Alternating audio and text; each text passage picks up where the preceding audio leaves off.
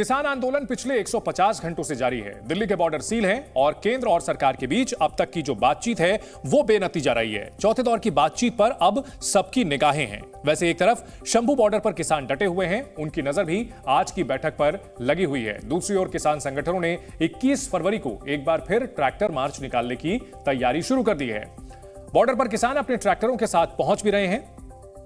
इन सबके बीच अगर सबसे ज्यादा परेशानी किसी को झेलनी पड़ रही है तो वो हैं दिल्ली वाले और आसपास के बॉर्डर से सटे इलाकों में रहने वाले लोग। यहां 150 घंटे से आम आदमी परेशान है। 150 घंटे से अभिभावक परेशान हैं, कैसे उनके बच्चे स्कूल जाएं। 150 घंटे से करदाता यानी टैक्स पेयर परेशान हैं, कैसे 2 वक्त की रोटी कमाने के लिए घर से निकलें, क्योंकि जाम में रोज फंस रहे हैं।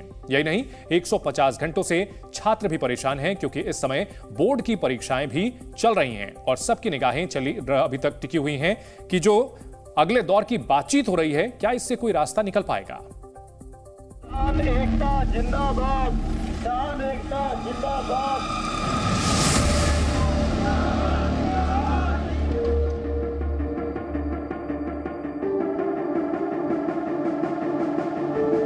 किसान आंदोलन को 6 दिन हो रहे हैं। शंभू बॉर्डर पर प्रदर्शनकारी किसान अपनी मांगों को मनवाने के लिए अब भी डटे हुए हैं। कई किसान शंभू बॉर्डर पर ट्रैक्टर लेकर पहुंचे हैं। यहां किसानों की संख्या भी बढ़ती जा रही है। दिल्ली कूच के लिए निकले किसान आज की बैठक पूरी होने का इंतजार कर रहे हैं। साफ है, आज की बैठक बेहद अहम है।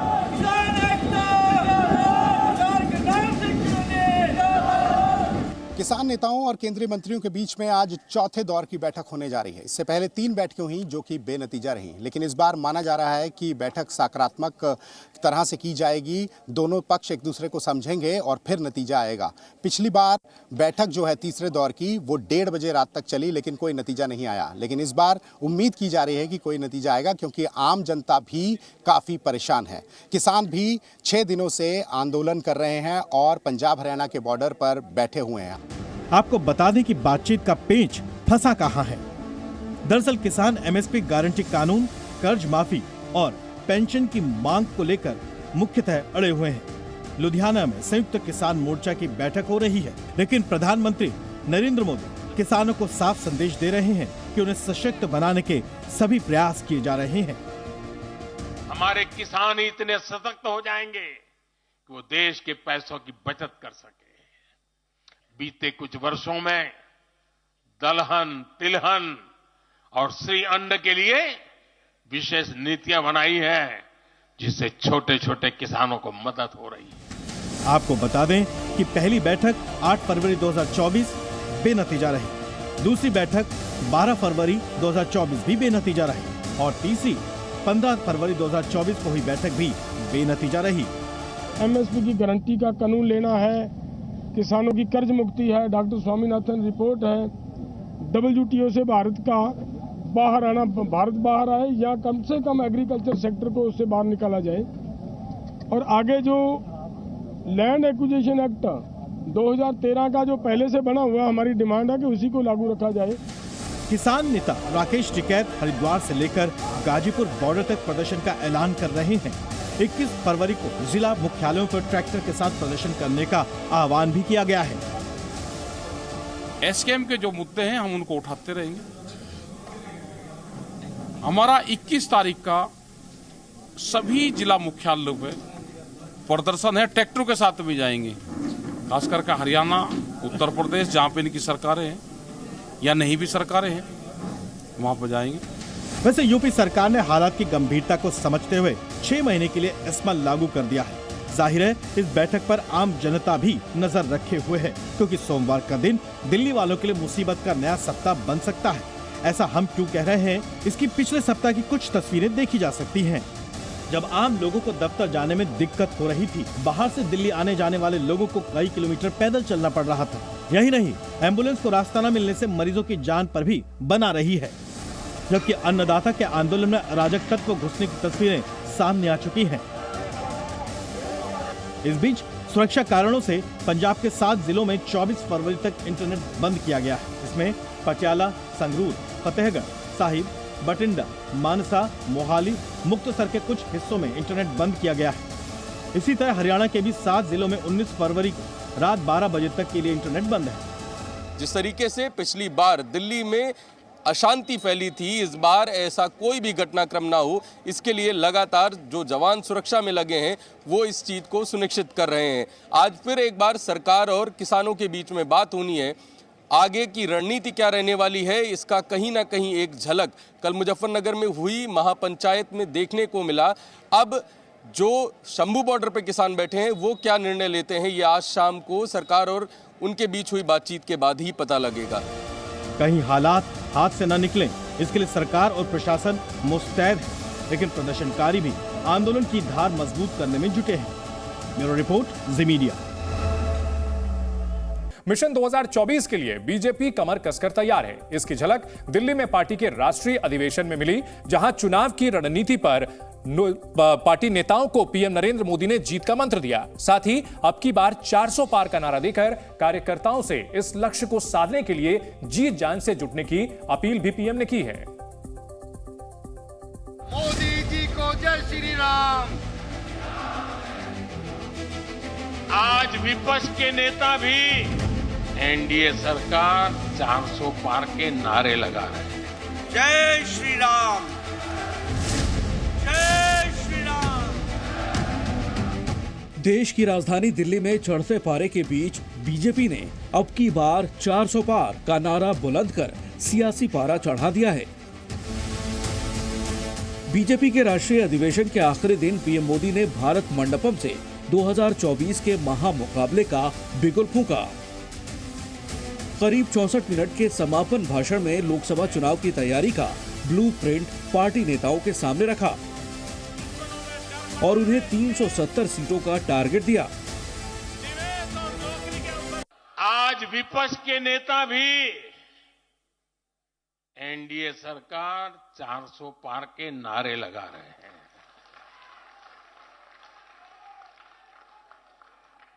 और एनडीए को 400 पार कराने के लिए भाजपा को 370 का माइलस्टोन पार करना ही होगा। 370 का लक्ष्य बड़ा है लेकिन मुश्किल नहीं। पीएम मोदी ने पार्टी नेताओं और कार्यकर्ताओं को इसे हासिल करने के लिए तन मन धन से जुटने की अपील की। इस दौरान उन्होंने जीत का मंत्र भी दिया।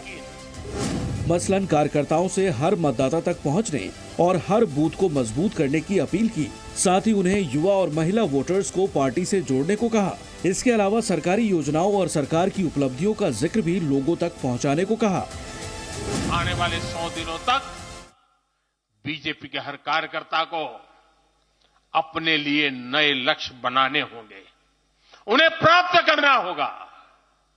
बीते वर्षों में भाजपा सरकार की योजनाओं का लाभ करोड़ों लाभार्थियों को मिला है। हमें हर लाभार्थी तक पहुंचना है। हर लाभार्थी के पास जाइए, उनको कहना कि प्रधान सेवक नरेंद्र मोदी ने उन्हें प्रणाम कहा है। इस दौरान पीएम मोदी ने कांग्रेस पर तीखा वार किया। आरोप लगाया कि वो देश को बांट रही है। ये वही लोग हैं जिन्होंने हमारी सेनाओं के सर्जिकल स्ट्राइक करने पर उनके पराक्रम पर सवाल खड़ा कर दिया। जब एयर स्ट्राइक हुई तो उसकी सफलता के प्रमाण मांगे जाने लगे। कांग्रेस भारतीय सेनाओं के अपमान का कोई मौका नहीं छोड़ती। इससे पहले गृह मंत्री अमित शाह भी विपक्षी गठबंधन और कांग्रेस पर बरसे। उन्होंने आने वाले लोकसभा चुनाव को कौरव पांडव से जोड़ा।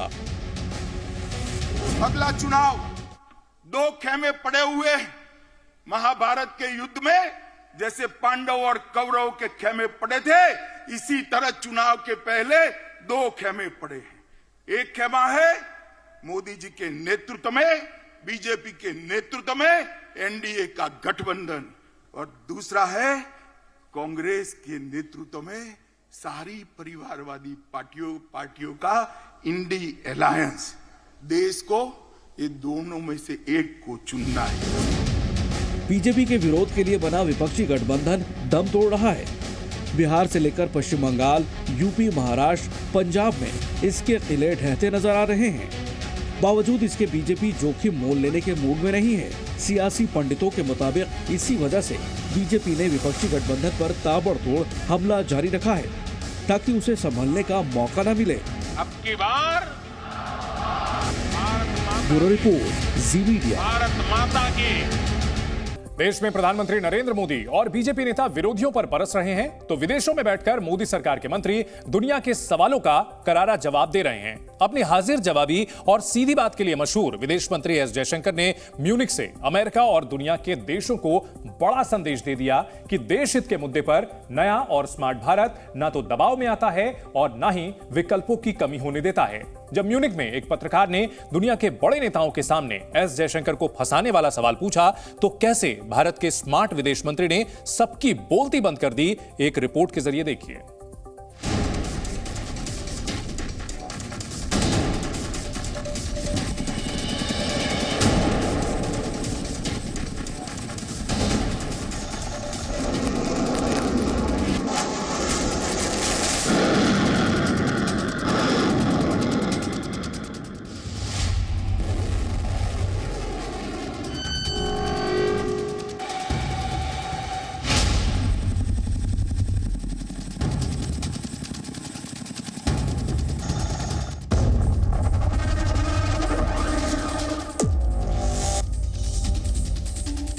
If I'm smart enough to have multiple options, you should be admiring me. दुनिया का साथ, भारत का विकास, नया भारत इसी एजेंडे को लेकर आगे बढ़ रहा है। अमेरिका, रूस, ईरान, इजराइल और फ्रांस जैसे देशों के रिश्ते आपस में कैसे भी हों, लेकिन अगर वो भारत के हित की बात करेंगे तो भारत को अपना साझीदार पाएंगे। ये बात भारत के विदेश मंत्री एस जयशंकर ने एक बार फिर से अमेरिका और जर्मनी जैसे देशों के बड़े नेताओं के सामने पश्चिमी मीडिया और पूरी दुनिया को समझा दिया है। पूरा मामला समझिए। म्यूनिख सम्मेलन में भारत के विदेश मंत्री एस जयशंकर ने अमेरिकी विदेश मंत्री एंटनी ब्लिंकन और जर्मन विदेश मामलों की मंत्री एनालेका बेयरबॉक के साथ मंच साझा किया। इस प्रोग्राम का संचालन कर रही एंकर ने अमेरिका और जर्मनी के विदेश मंत्रियों के सामने एस जयशंकर से रूस से तेल खरीदने और अमेरिका से संबंधों पर सवाल पूछ दिया। सवाल सुनकर गंभीर हुए एस जयशंकर को देखकर ऐसा लगा जैसे वो इस सवाल से परेशान होंगे, लेकिन एस जयशंकर ने मुस्कुराते हुए ऐसा जवाब दिया कि झेप कर एंटनी ब्लिंकन और एंकर दोनों मुस्कुराने लगे। Is that a problem? Why should it be a problem? If I'm smart enough to have multiple options, you should be admiring me. You shouldn't be criticizing. Now, is that a problem for other people? I don't think so. I don't think so, certainly in this case and in that case, because look, we try to explain what are the different pulls and pressures which countries have. And it's very hard to have a unidimensional relationship. Be admiring me. S Jaishankar का जवाब पूरा होने से पहले ही वहां पर तालियां बजने लगी और म्यूनिख से दुनिया को एक बार फिर से संदेश मिल चुका था। नया भारत, स्मार्ट भारत देश हित के मुद्दों पर दबाव में नहीं आता। एस जयशंकर ने इसी मंच से दुनिया को यह भी समझा दिया कि भारत किसी देश के पीछे आंख मूंद कर नहीं चलने वाला। अमेरिका से सिर्फ भारत के हितों के लिए जरूरी साझेदारी की जाएगी और नया भारत अपने सभी साझेदारों से ऐसा ही संबंध चाहता है। बात करते हैं पाकिस्तान की, जहां पर कोई सियासी पार्टी सरकार बनाने को तैयार नहीं है। ऐसे में सेना प्रमुख जनरल आसिम मुनीर को सत्ता पर कब्जा करने का मौका मिल गया है और अब पाकिस्तान में बातें हो रही हैं कि फरवरी खत्म होते ही पाकिस्तान में जमहूरियत यानी लोकतंत्र खत्म हो जाएगा और पाकिस्तान में एक बार फिर से सेना का राज शुरू हो जाएगा। लेकिन पाकिस्तान में कोई सियासी दल आखिर सरकार क्यों नहीं बनाना चाहता? पाकिस्तान की सभी सियासी पार्टियों को जनरल मुनीर ने कैसे अपनी शतरंज का मोहरा बना लिया है और देश में सत्ता पर कब्जा करने के लिए मुनीर कैसे सारी दुनिया की आंखों में धूल झोंक रहे हैं, हमारी इस खास रिपोर्ट में आप देखिए। पाकिस्तान के सेना प्रमुख जनरल मुनीर की चाल में पाकिस्तान के सियासतदां इतनी बुरी तरह फंस गए हैं कि अब पाकिस्तान में मार्शल लॉ और इमरजेंसी का शोर तेज हो गया है। माना जा रहा है मार्च में जनरल मुनीर मुशर्रफ की तरह पाकिस्तान की सत्ता पर कब्जा कर सकते हैं। पाकिस्तान में ऐसी स्थिति है कि कोई भी पार्टी सरकार नहीं बनाना चाहती और इससे मुनीर को बड़ा मौका मिल गया है। चलिए अब आप समझिए आखिरकार पाकिस्तान में जनरल मुनीर ने किस तरह ऐसी स्थिति पैदा की जिससे पाकिस्तान की सत्ता में सेना का कब्जा या फिर केयरटेकर सरकार के जरिए शासन दुनिया को मजबूरी लगे। इसके लिए मुनीर ने कंगाल मुल्क के चुनाव नतीजे ऐसे घुमाए कि सरकार बनाना सबके लिए घाटे का सौदा हो गया। सुनिए कैसे नवाज शरीफ को भी सरकार नहीं बनाने की सलाह दी जा रही है। इसके अलावा जरदारी की सियासी लालच को भी मुनीर अच्छी तरह से समझते हैं।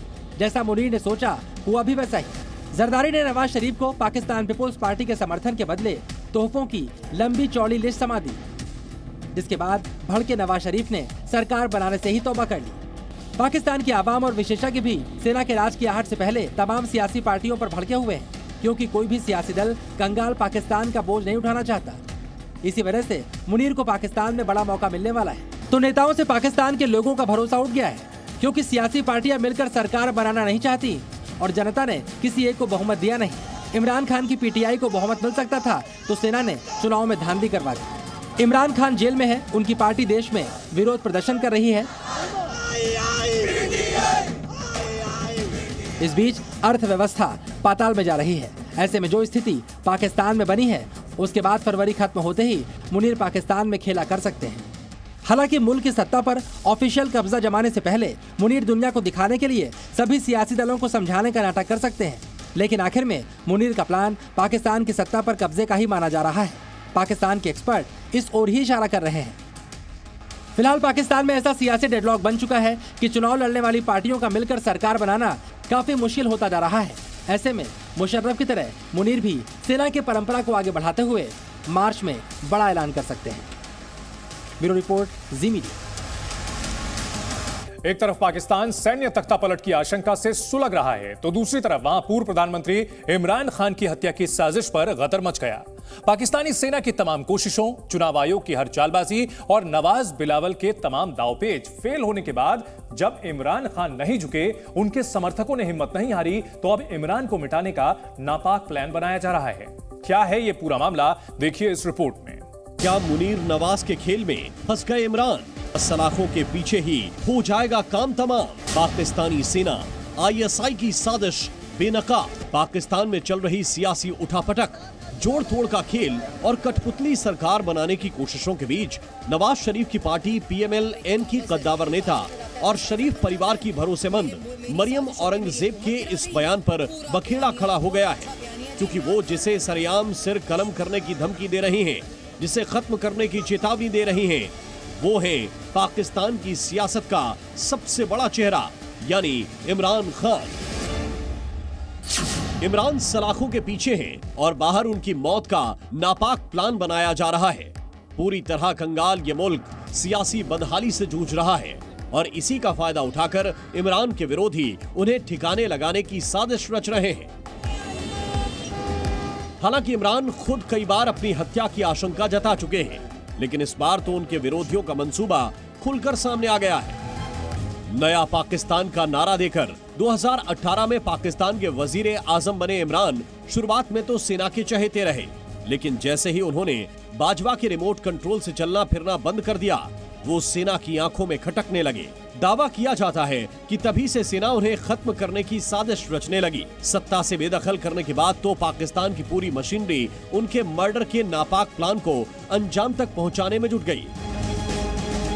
अब आपको इमरान के खिलाफ रची गई साजिश की कड़ियों को सिलसिलेवार तरीके से बताते हैं। तोशाखाना मामले में गिरफ्तारी के बाद एक कई मामलों में सजा सुनाकर उन्हें जेल भेज दिया गया। कोर्ट में मिली सजा का हवाला देकर इमरान को चुनाव लड़ने से अयोग्य घोषित कर दिया गया।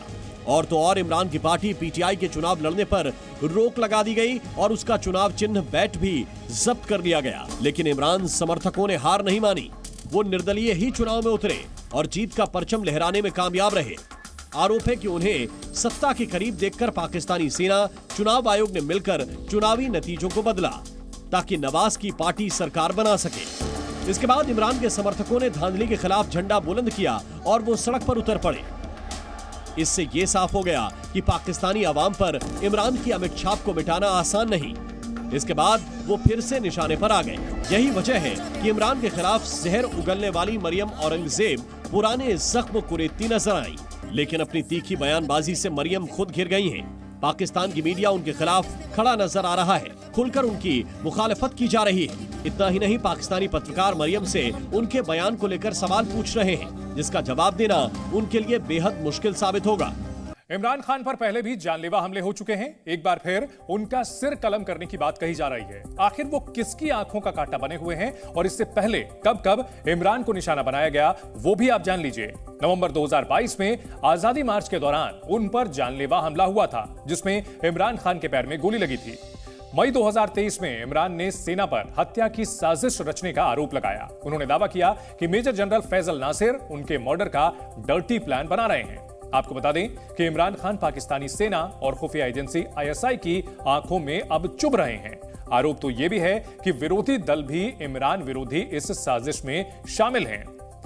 पूर्व प्रधानमंत्री इमरान खान की हत्या की कोशिश की जा रही है। जाहिर सी बात है कि इसके बड़े असर इसका देखने को मिल सकता है पाकिस्तान की सियासत को लेकर। जी न्यूज पर इस खबर पर हर अपडेट हम आपको देते रहेंगे। जी न्यूज।